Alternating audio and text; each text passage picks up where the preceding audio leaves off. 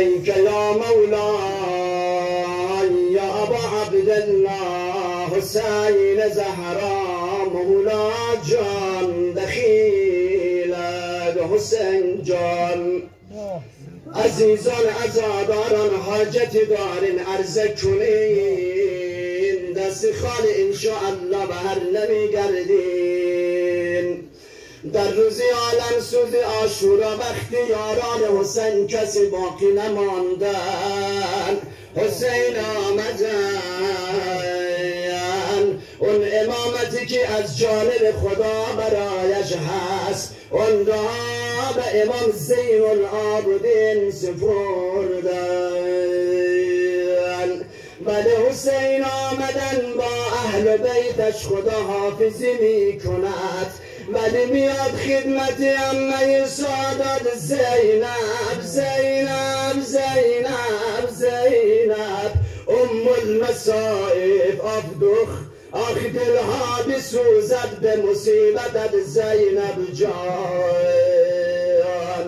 اینجا آمدن فرمودن خواهرم اون کهنه پیراهنم را بیاورد. زینب اون کهنه پیراهن را حاضر کردن، حسین این را در بدن زیر لباسش پوشیدن.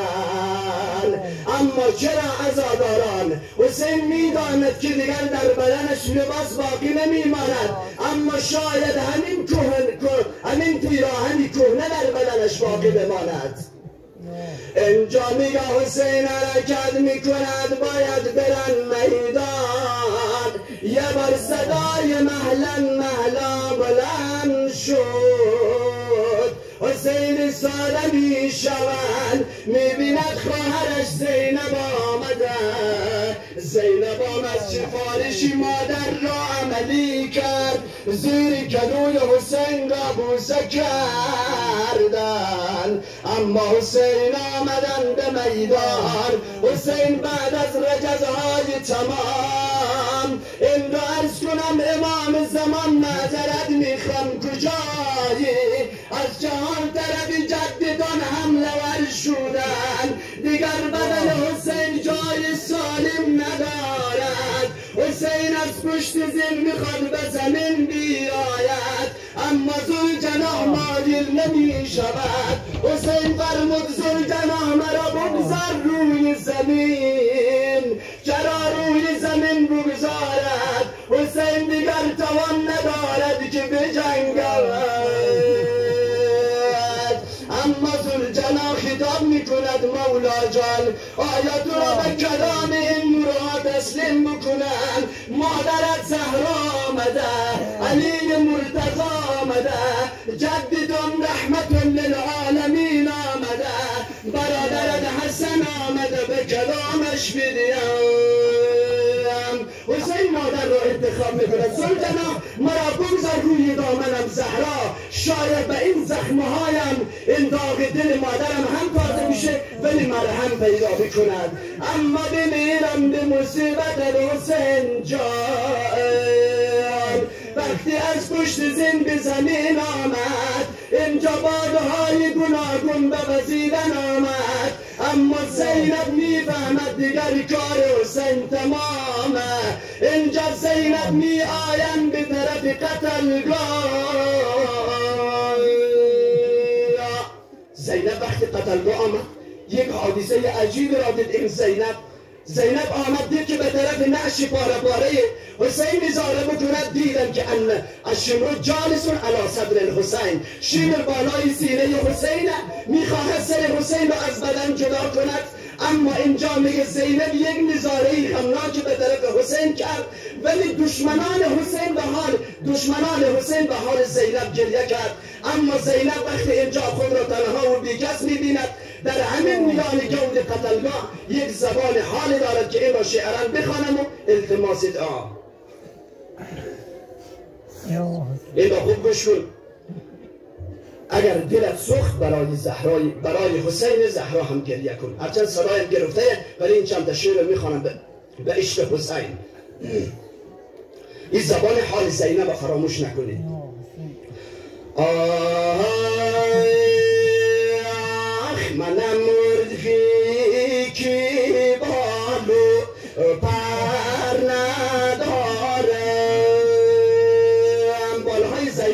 شکست. آخ منم مرغی که بالو پر ندارم، میانه قتل و گایا ور ندارم. عزیزی جانی زهرا زینبم من، در این دشتی بلا ما در ندارم. بینیدم به مصیبت از زینب و حسین، مادر در عالمی ظاهر نداری ولی در عالم معنا زهرا اونجا آمده. زینب وقتی می آید می بیند یک صدای ضعیف بلنده، زینب میگه آی زن معترسی یا تو کیه؟ صدا میزند نور دیده ای مادر، حق داری که مادرت را نشناسی، من مادرت زهرایم آخر. آخ ببند ای ساربان با زوی زینب که ابا آسوم علیک بر ندارم. خدا حافظ خدا حافظ حسین جان، زیرفتن جارایی دیگر ندارم. اما یک ندا از حلقوم بریده حسین بلند میشه. آخ ندام مزی حلقومی بریده، بیرو هر کی برتن سر ندارم. برو خواهر خدا پشت تو پناه، سفارش غیر از این دختر ندارم. حسین میگه خواهرم برو خدا پشت تو پناهت، ولی این رقیه من را هشدار تنها نگذار، چرا رقیه عجیب شباهتی به جده ایشان زهرا دارد.